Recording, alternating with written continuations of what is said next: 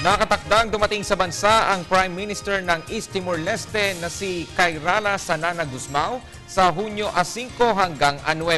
Ang pagbisita ng opisyal ay bunsod sa imbitasyon ni Pangulong Aquino. Kabilang sa mga tatalakayin ang mutual interest at kooperasyon ng dalawang bansa sa larangan ng edukasyon, trade and investment, infrastructure at defense. Magbibigay din ng lecture si Prime Minister Gusmao sa mga estudyante ng University of the Philippines College of Law.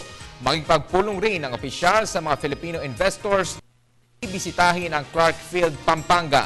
Si Prime Minister Gusmao ay ang unang presidente ng Timor-Leste matapos makamit ang independence noong May 20, 2002. We'll discuss areas of mutual interest and cooperation between their two countries, such as education, trade and investment, infrastructure, and defense, and to undertake a familiarization tour of Subic and Clark.